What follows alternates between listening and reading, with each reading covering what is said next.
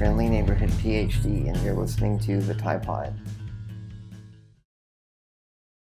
All right, well, this is the 100th episode of the TyePod, and today I could think of nobody better to join the show than Sarah and Shane Burcaw, who are the co-founders of Laughing at My Nightmare, or LAMN, as many of you know. And one interesting kind of side note, I think we met in 2020 or 2021. And I kind of asked about maybe joining the board at some point and working with LAM a little bit. And then I was part of my own wonderful nightmare with a gallbladder incident and ICU. And I think it was a year later when I sent in the application to go ahead and try to join the board. And it's interesting. That was sort of the start of my advocacy journey on social media and what led to the podcast and everything. And so I thought for the 100th episode, it would be perfect to have you both on and talk a little bit about some of the wonderful stories that, we share and experiences. And yeah, I'm looking forward to chatting a little bit.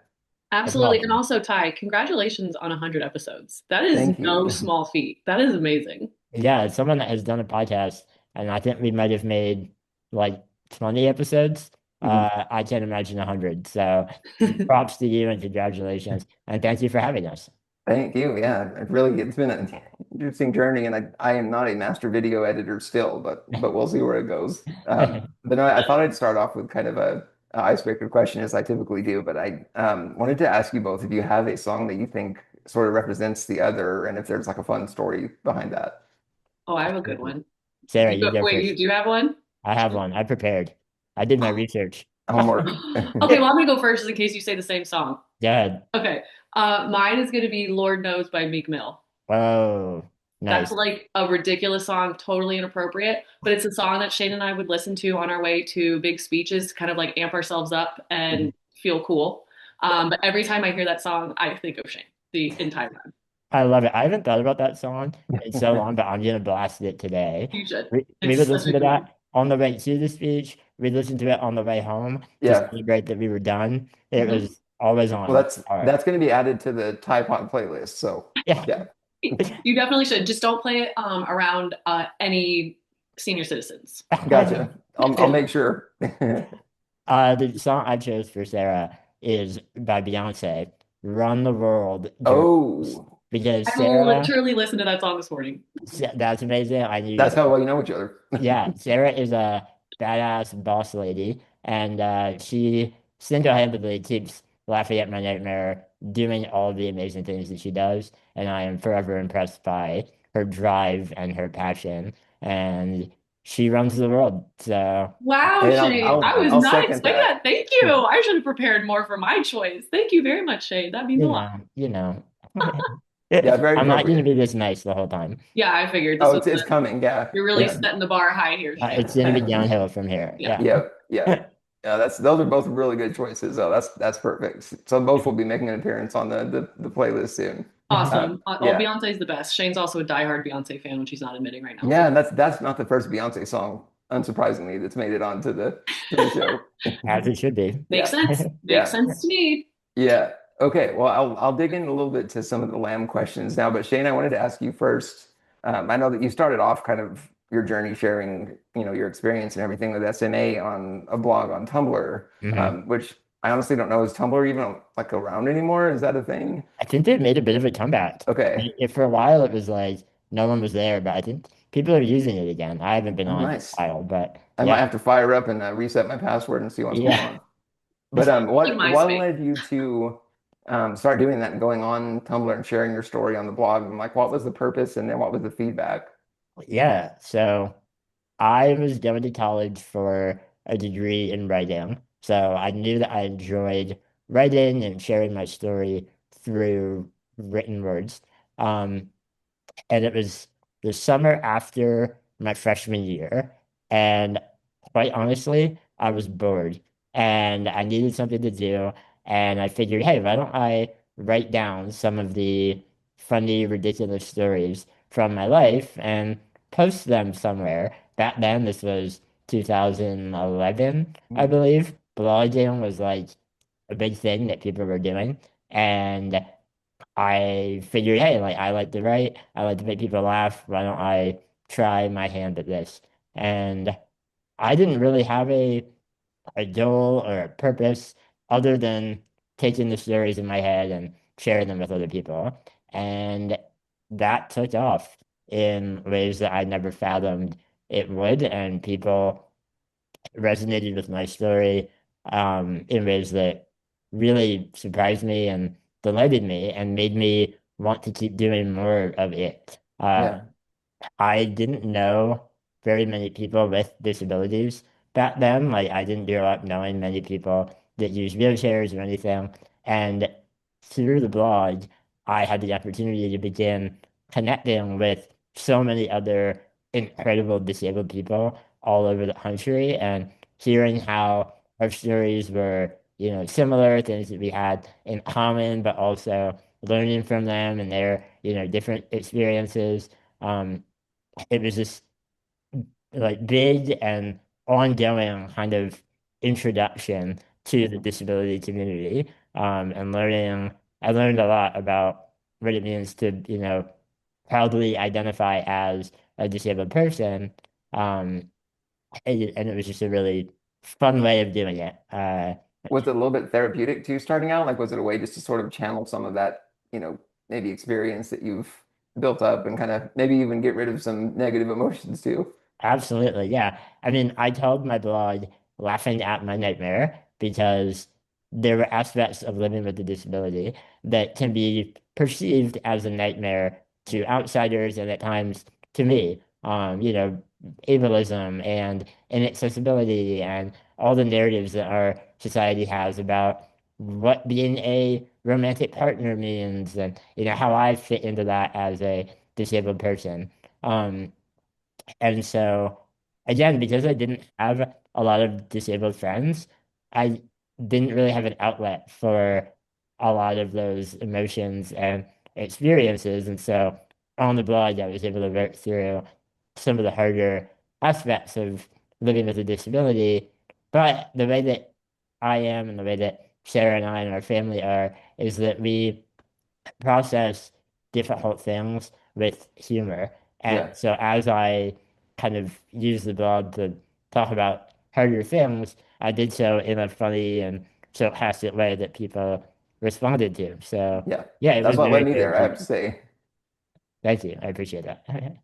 Yeah, and I want to get into like setting up Lab and everything, but one more kind of side note on the as you've kind of evolved and how like as SMA has progressed on like typing on going from like a text format of the blog to a video format, like is Right. that was that part of the picture of progression or was it for other reasons that you kind of went that route? So later on, yeah, my wife and I started a YouTube channel Mhm. called Stormy and Drubs, about our life and relationship. And I think that was always meant to be in addition to writing. I Mhm. still love to write. And although because of my disease, the way that I write is not the same today as it was 15 years ago. Back then I could physically type on a Yeah. laptop. Today I use my iPhone and some adaptive apps that help me type faster. Um, so I still love to write, but making videos is a fun addition to the mix. Mhm. That's really relatable. That's part of the reason I ended up going to video more too, Yeah, despite the anxieties that go with it. But no, that I think so much of what makes us unique is that we can adapt like that, and change our formats as we need to. But I had to mention that too, just thinking about where blogging kind of has gone to, like with just the society interest too, I think. But it's yeah, interesting. yeah. I mean, at the end of the day, I like telling stories, Yeah. and there's so many ways you can do that. And whether it's through writing or video, storytelling is my favorite. Yeah. I Yep. just want to make one comment about it too. I think when it comes to either Shane's written content or video content, the way that Shane and Hannah or Shane independently when he's writing presents himself is it's authentic, which many people say, but it's also disarming in a way for other people, which Mm, is why I think it's so easy for anyone to identify with whether it's a story or, there's something specific he's trying to portray. It's very easy for people to get drawn in and genuinely understand what it is he's trying to put out there. So right. Oh, props that's to you, that's a Shane. perfect That's not an word. easy thing to do. Thank you, Sarah. Yeah, that's perfect. But Sarah, actually, I wanted to ask you now a little bit about, LAM starting out. Like, where did, um, how did you both reach the point of wanting to start LAM, and then what did it take kind of to get that launched? So the Shane had started his blog the year before I want to say maybe even 6 months, might not have even been a year before we started going to college together. And we spent a lot of time together at school. We would drive together in the mornings. We would have lunch together on certain days. And as the blog literally started to take off in those first couple months of us going to college together. And we would, during the lunches, we would read all the messages Shane was receiving, or we'd look at how the followers were growing and we'd just talk about it. And it just felt like this unbelievable thing that was kind of taking shape that Shane, you probably would say this too. It's like it was something unbelievable, but it was really hard to know what to do with it. But you knew like something amazing could happen from it. Yeah. And I was honored to be along on this journey with Shane. And I somehow there was multiple people mentioning that we should start a nonprofit and do something, but there was never really a vision of what we wanted to do, but we knew we wanted to do something in the disability community, whether it was providing grants, doing equipment, assisting any way we could, but we didn't really know what that looked like, especially in those first couple months. And I don't even know what pushed us over the edge to the point that we're like, all right, let's actually legitimately go and try to start a nonprofit. No, I do know what it was. We ended up selling wristbands through the blog, basically within those first couple months of the followership growing so exponentially. And we sold out of like 1,000 wristbands within a couple weeks. Wow. And so we had raised money and we knew that that money was going to be donated to something good. Um, and that was kind of the platform that we sold them on as well, to kind of see what was the interest here. Is there, are people willing to put money towards something like this? And once we sold out of the wristbands, it was like, okay, maybe we really do have something really big here that we could take advantage of in a very positive way. And then many other things then transpired, but that was ultimately, I think, the beginning of when we really started to talk seriously about starting a business around it. Are there any of That the wristbands still floating around?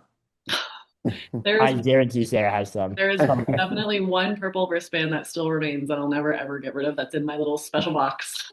I have this image in my head of Sarah and I taking trips to the post office in the basement of our one college building, which Yeah, was like not even a full post office. Like no. it was barely a post office. And we would go in there every day with like hundreds of these packages that Sarah had bagged up by herself and dump them on the counter and be like, all right, another 400 package order here. And yeah, it was Oh just man, that's right. Carlos worked at the mailroom and he was so Carlos. amazing to Yep. us and he Yep. handled all of that. And Shane, I totally forgot about that. Yep. Totally forgot about that. Yeah, it was That's pretty so great. wild. Yeah. What was the response by Carlos when you would bring those in? Honestly, he was so nice about it. He was excited. He thought it was cool. He kind of also walked us through a lot of some of the things that you don't really think about when it comes to doing bulk mailings and things like that. He was great and super supportive and would be so nice when he saw us walking down the hall. He's like, Yeah. Shane and Sarah, hey. And he knew what was going on. And yeah, Yeah. that was a really wild time. Yeah. That's I interesting. Yeah, having a dad who worked for the Postal Service for a long time, there's a lot of extra things that go on Oh behind yeah, the scenes. for sure. For Yeah. Sarah sure. is a postmaster. I am the post office queen. The post office now hates to see me coming because they know I'm either got a car full of boxes or I'm about to order like 9,000 stamps or something like Oh that. no. That's great though. And they probably appreciate it actually. They do. They've all gotten like everywhere I've ever lived, I've gotten to know the people that work at the post office, and they're all so nice. I That's read that's a cool cookies way to for the get to know holidays. people. Yeah. Yeah. But I also wanted to ask you kind of, Sarah, on starting the board and like how to set up the organization itself, and then like as you decided to split up into, also helping people with just general disabilities in addition to MD, what was it like sort of growing and I guess expanding the vision of where LAMN was wanting to go to Sure. help? Well, I think especially being two people that had never started a business before, and to be honest with you, we didn't fully grasp how a nonprofit functioned. Um, Now we obviously know that much better, but in the Mhm. beginning, the key was really setting what the mission was going to be, how you were going to do it, who you were going to serve, and how your process was going to look. And then the big thing is then creating your board, which is going to be a group of people that believe in this mission as much as you do. So then you can kind of work together to figure out how you're going to accomplish what it is you're trying to accomplish. And then there's obviously lots of other compliance aspects with the state and the IRS and all of those fun things, which I won't get into because that is Thank all you. boring. But that is like But as far as creating the mission, creating the board, and figuring out your process, that's the biggest thing. And those first couple years was a lot of learning because when we ultimately incorporated, we decided that we were going to provide equipment to the muscular dystrophy community.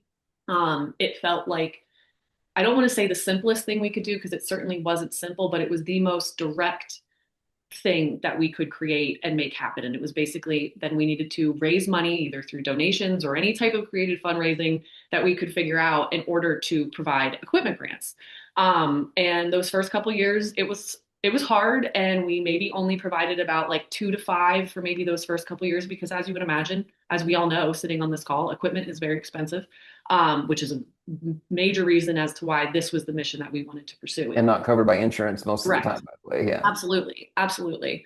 Um, and as things grew, and many things grew, I mean, there was Shane had a book come out, Shane and Hannah started their YouTube channel. There were so many things that ended up building the foundation of LAMN that we wanted to continue to grow with how like LAMN was ultimately building up. So in 2021, we opened up our equipment granting program to individuals living with any disability. And also in 2021 is also when we started a COVID-19 resource relief program so that we wanted to start to be able to respond to the urgent needs of the community. And it was very clear that providing smaller cash grants to individuals living with disabilities was very much in need. So we started doing that in 2021, along with opening up the equipment grants to any disability. And then eventually, then building and building, we also opened up a scholarship program 2 years ago. And I think the most amazing thing about a nonprofit, especially the way with how LAMN functions and how great our board is that we can respond to the needs. So, you have to pivot in any type of business, whether you're for profit, nonprofit, you have to pivot with supply and demand and the needs of the communities. And so we've been able, I think, to do that pretty well and pretty gracefully. And I'm grateful for that, which has everything to do with our board and the team and all of that. And so at this point, that's why we've provided over $1.3 million in resources to the community and growing. And we are nowhere close to slowing down. So I hope that answered your Oh, question. it absolutely did, and just me just looking on and thinking about, what it would take and how, I mean, I imagine there's some anxieties and worry about like, is this pivot the right direction? And like, should you include or should you diversify more? I mean, there's so many questions it seems like that would be complicated to, think Sure. about and decide on. Shane, you'll probably agree with this. I honestly think those first 2 years of when we actually like took it to the next level and made this our jobs, I think that the biggest role both of us took on was being each other's emotional support and therapist Yeah. because it was not easy and it was scary and we were literally building something from the ground up that no one could give us advice on. Obviously, we talked to as many people as we could as far from the nonprofit perspective of things you should be focusing on and how you can build up a large donor base and things like that. But we were doing something so unique that in the time it was like, what are we doing? But really at that time we were doing something incredible that Yeah. like I wouldn't change any of that for And any I think reason. I think that like a big part of diversifying and starting new initiatives was just Sarah and I deliberating about it endlessly. Like we have this idea to, do scholarships for people with disabilities, and then we would take hours to think about all the factors that might affect that program or make it a bad idea or make it an amazing idea. We try really hard to think through what we're doing before we do it. And then again, like just we're so grateful to the board for giving us the freedom to like take risks because we've had ideas that didn't work out, like fundraising ideas and things like that. But for the most part, when we come to the board with a big idea, they give us the opportunity to pursue it, and that's Yeah, why we've been able to create some amazing programs together. absolutely. Yeah, and from my perspective, coming into working with LAM as a board member and everything, like I had the experience of so many of those things, needing the equipment, needing scholarships, because of all the extra expenses to go to college and everything. And so like right away, I could see that vision and like connection directly, because of your experience, Shane, and everything. And so I just Yeah. think that level of understanding that you bring just from your own experience and then what you're doing with bringing in so many other people with the grants and the board members and everything, there's just a lot of good information there, I think, to maybe help inform where LAMN goes next as far as Yeah. supporting. Yeah, we're really proud of the fact that our board is made up of many people that live with disabilities themselves. And that's an important guiding principle of our nonprofit so that the disabled community is at the forefront of all the work that we're doing. Mhm. Yeah, definitely. And also I mean, it does seem to bring in like caregivers too, and like people that have, other connections maybe to the community too, which it's really cool to see like where it's, Yeah. grown for sure. Absolutely. Absolutely. I mean, and having our board being so representative or representing the community in such a big way now Mhm. has ultimately really helped to help me structure LAM's fundraising with the thoughtful conversations that we're having when we're reviewing applications, Yeah. when we're having a board meeting and stuff like that. So Mhm. there is absolutely something to be said when it comes to that. And that was something that was suggested to us when we started Laughing at My Nightmare. It's like you want your board to reflect your Yeah. community. Also you want, people that are CPAs and lawyers and all that stuff. That is great to have that on your board. But Mhm. when it comes down to it, uh, you know, getting Yeah. getting the right perspective on your board is absolutely essential to being successful. 100% agree with that. That's really good to mention, I think. And I wanted to ask too, is there any sort of infamous ideas that you had for maybe a direction or a program to bring in or like a fundraiser that, maybe didn't work out as well as you thought? Oh my God. Yes. I And I think probably couldn't even list them all. the infamous swear jar is my favorite. Yeah. Yeah.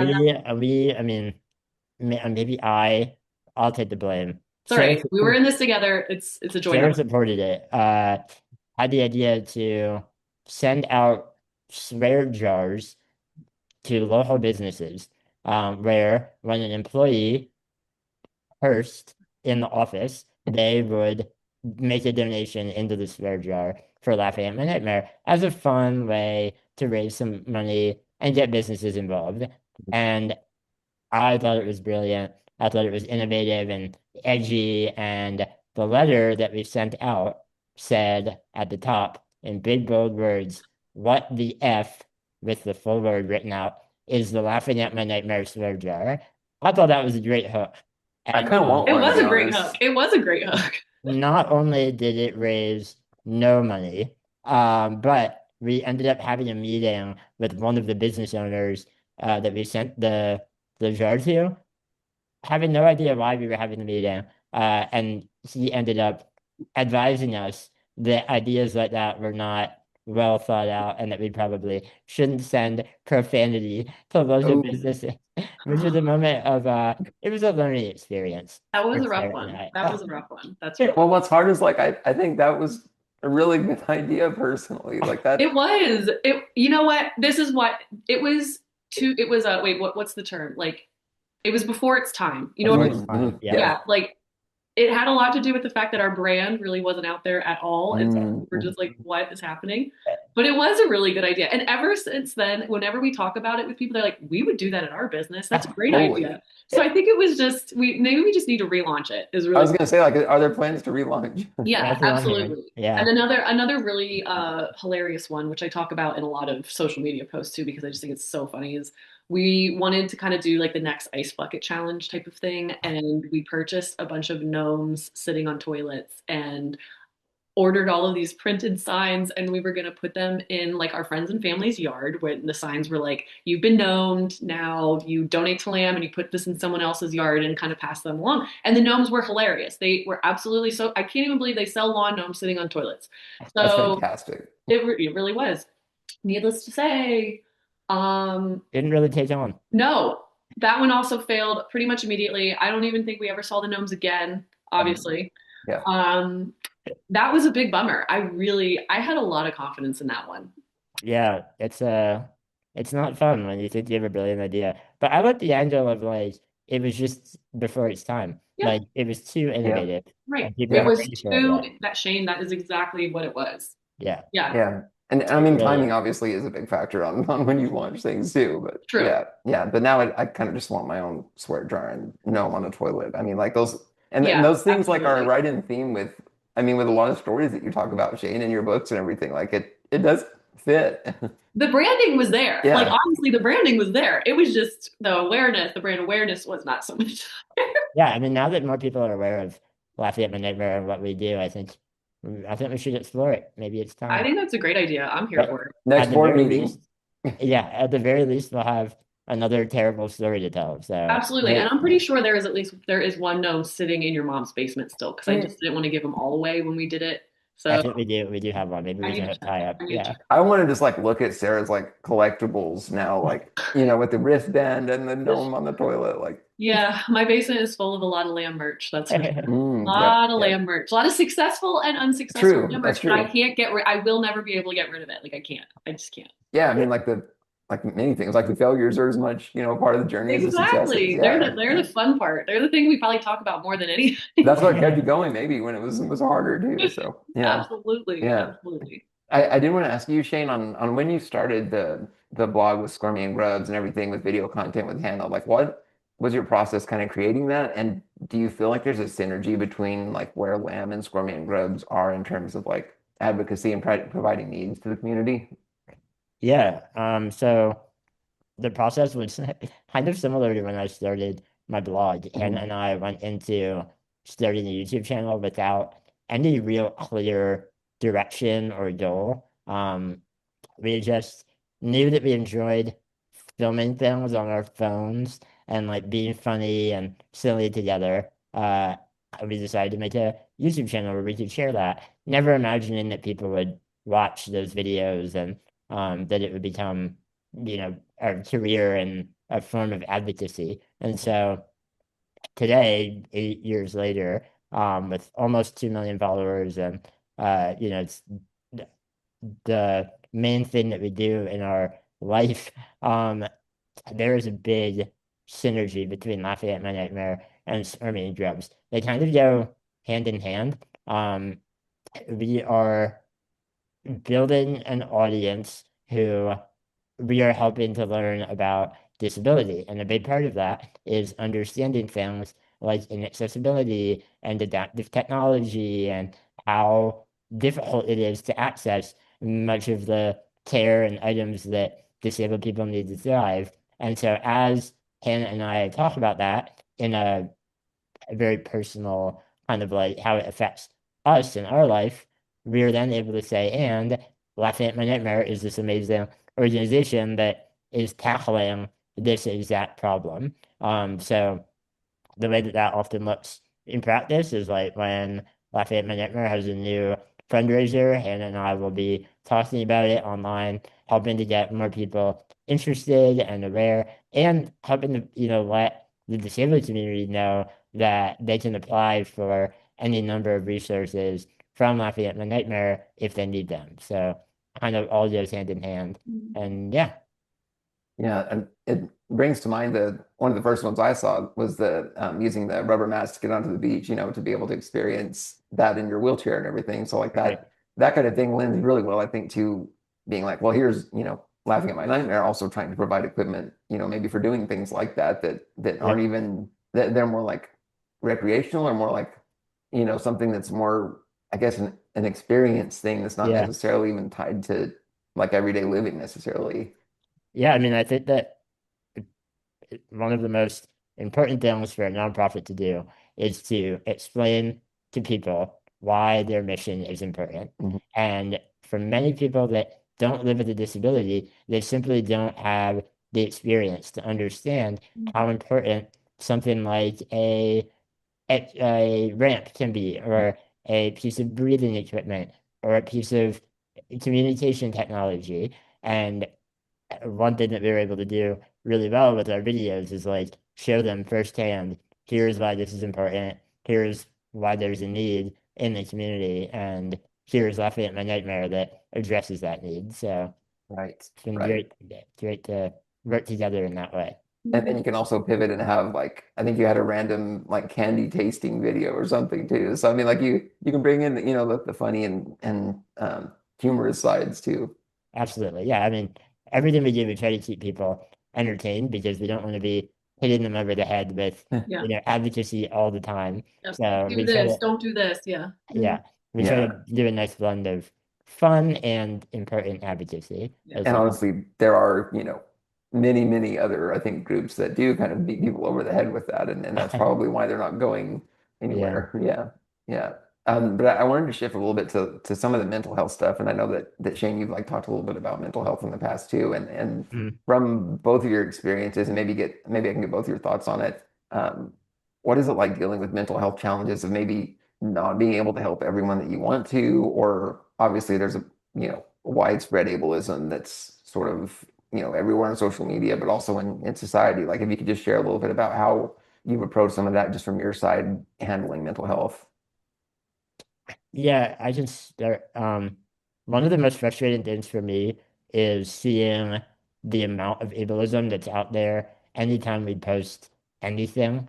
There is still a lot of people who believe that people with disabilities are a burden on society, Mm. and that their needs are not as important as the needs of non-disabled people. And so that's a really kind of upsetting idea if you think about it too much. Um, but we use it as motivation. Those are people that can change their perspectives if they're given the awareness and knowledge and experience that they need, and if they approach it, with enough of an open mind to be willing to update their perspectives. And we have seen um, many people with kind of ableist ideas who are watching our stuff come around eventually and say, I realized that I was thinking in pretty ignorant ways, and um, I'm now, more knowledgeable and more understanding of disability, and that's kind of why we do what we do. But it is tough, like mentally dealing with that all the time, and trying to reframe it as motivation is one way that it's helpful. I will also say, as far as LAM goes, and yes, our mission is mostly focused on providing actual physical resources to the disability community. But another thing that it has also created on its own is LAM is also out there pushing for people to embrace disability as part of human diversity. Mhm. Not that we need to get rid of disability or that cures should be the number one focus, because we are all part of the same world. We're all doing the same thing. We're all living lives that we are living day to day, wanting to be happy, searching for things that bring us joy. That really has everything to do with what we do day in and day out. Um, so I think we do a pretty good job of keeping uh, that vision and that message clear when it comes to all of the things that we do at LAM. But you do absolutely realize, especially once you get to this point and you've provided support and you hear from a lot of people, that putting that type of message out there is really important. People seeing things like that are either part of the disability community or learning about the disability community or whatever it is, that makes a massive difference. And, you know, some of the responses that I see Shane and Hannah get on, their social media posts, LAM social media posts, things like that, it's a lot and it's hard. And it's also really hard to look at that and not want to just attack that person. It's like, okay, this person just doesn't understand Mhm. yet, you know? Um, so I admire Shane and Hannah a lot with how they deal with it. They deal with it really, really, really well. Um, and I think that is also something that you guys have probably had to work really hard of figuring out between the two of you how you're approaching some of that type of ableist mentality that is just so wild. It makes no sense, but it's here and Yeah. you know, It's a sad fact about the world, but there are so many people that aren't that way, and yep. they are the supporters of Lafayette Minute. That's why, right. They are the Yeah, reason we do what we do. Right. Right. yeah. And so, we're doing it for them, and we're also doing it to hopefully bring more people over to that side to be Mhm. open-minded and understanding of disability is just another part of being human and Yep. not a Yeah. tragedy or, Right. a negative thing. So, Mhm. Right. Right. And I mean, like, there's always that cliche, like, don't read the comments or don't, let those things like just ignore the people who do that kind of stuff. But it's not yeah, really so easy, even from my yeah. experience. I'm sure with you and Hannah, it's that way too. Yeah, I mean, you can ignore the comments, but then you're ignoring all the positive comments as well. Right. It's And true. Very being true. public figures per se is at the heart of it about building a community. And you Yeah. can't really build community if you're ignoring the community True. in your True. comments. So um, we look at it, but we also make sure that we're protecting our own mental health. Right. We're getting, angry or upset about some negative things, we take a step back and give ourselves time before we dive back into it. Yeah. Yeah, yeah, and I'm sure, even like you and Sarah both mentioned too, like you're each other's sort of support system where you can vent or try to figure out, how to handle a lot of these harder parts of, Yeah, doing what you're doing. Um, absolutely. Sarah, I mean, our text thread together, Sarah and I, is often about people being idiots online. So, yep. yeah, it's good to have that as well. Yeah. Yeah, yeah, and I did want to touch on, you talking about the cure thing, Sarah, too, and like from my experience, I feel like there's a lot of our community that, are struggling and maybe thinking their only choice is to wait out a cure that, to be honest, we don't know when or if it's going to show up for neuromuscular diseases. And it's, from my experience, it's learning that you can get, freedom and autonomy and being able to do things that you love, like in the here and now moment, despite, you know, hoping for a cure, which obviously we all want it, but Sure. like there's so many things that as humans we can do regardless of having a cure for any disability, really, and so I just feel like that's such a good approach to take. While yes, we do hope in the future there's something that helps us, but also like we can do things now that we love and enjoy, and even thinking about some of the grants that you've had with adaptive sports too, and things that are beyond just, daily living. Like I think that's so important, and many people don't think about us wanting to do recreational activity or do something that's fun just because it's fun, like Absolutely. that's such a big thing. I think people don't realize a lot. It really is. And to be honest with you, I mean, one of the big parts of what we are looking to do in 2026 is really kind of hone in on that, and that LAMN provides very essential resources, 100%, like wheelchairs, incredibly important, ramps, home modifications, vehicle modifications. But there is also something to be said about doing more than just the minimum like that. Yeah. Like there are so many enjoyable things that people applying for an adaptive wheelchair to play basketball is absolutely something that is grant worthy. You Mhm. know, doing an all-terrain wheelchair to go on hikes with your family. That I is want one of those, by the just as way. important, right? So they're awesome, by the way. Everyone should look them up. They got like the coolest freaking tires I've ever seen in my life. So that is a big piece of how the granting program is going to modify a little bit in 2026 is guaranteeing that we are also providing things that are bringing, that are beyond just a medical need, and more into like life enjoyment and independence. So yeah.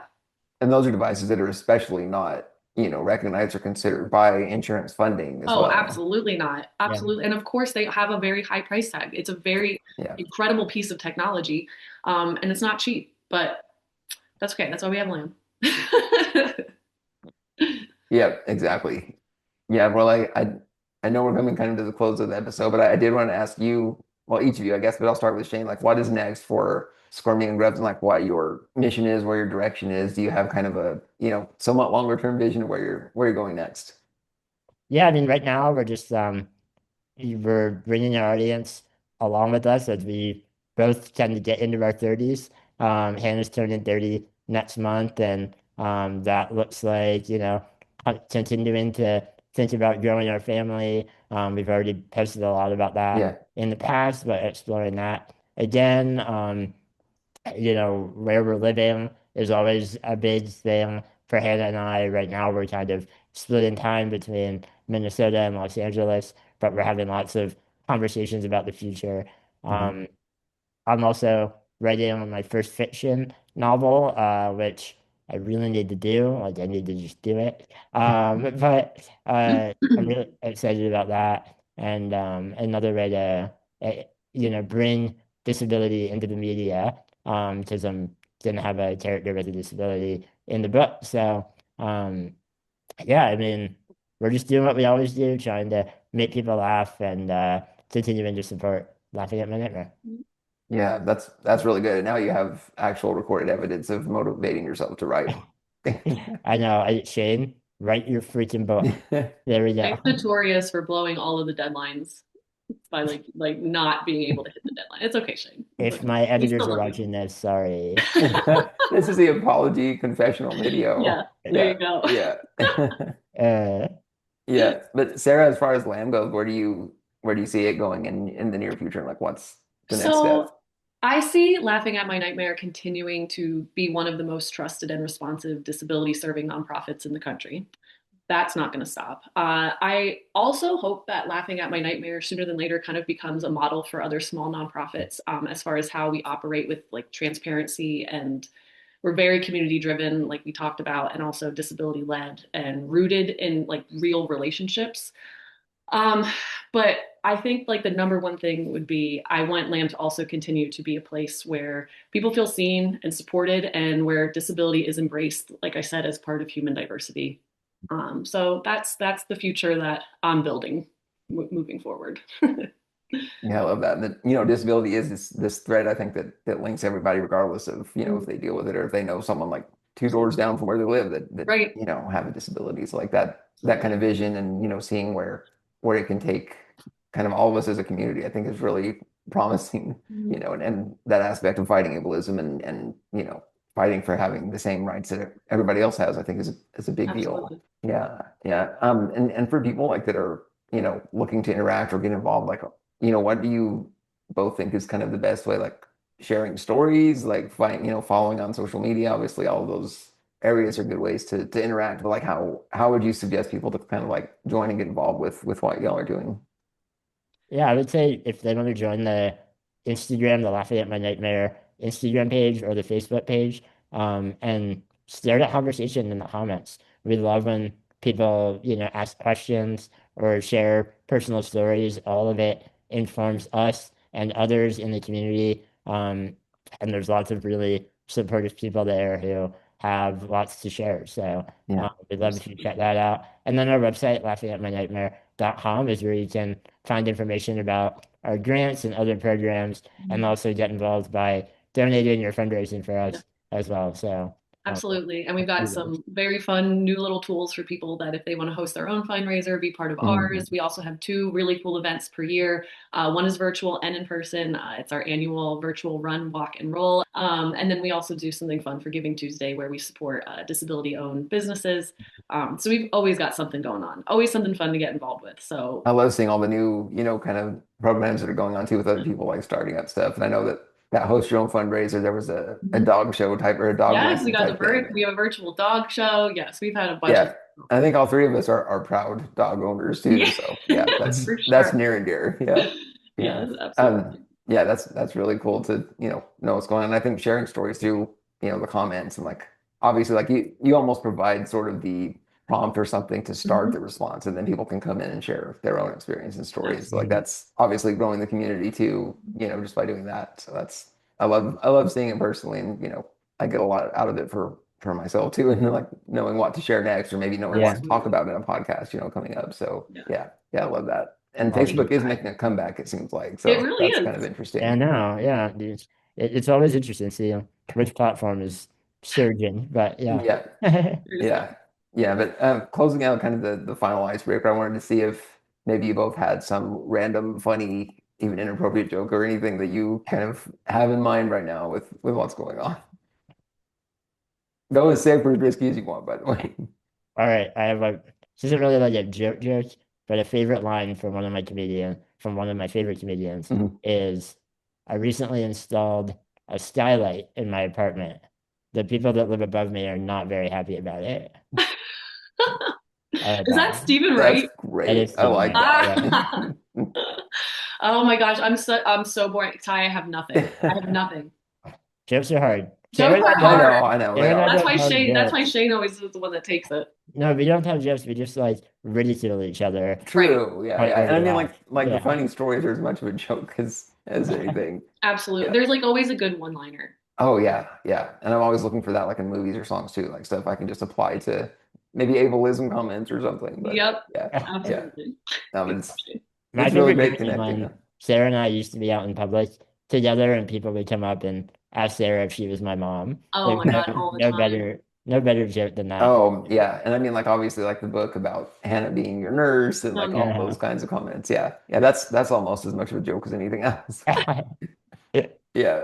No, it's really great to have you both on for, the 100th episode. And I'm, really excited that I get to be a part of LAM and, kind of where it's going here in the short term. So it's pretty cool to be able to do what we're doing.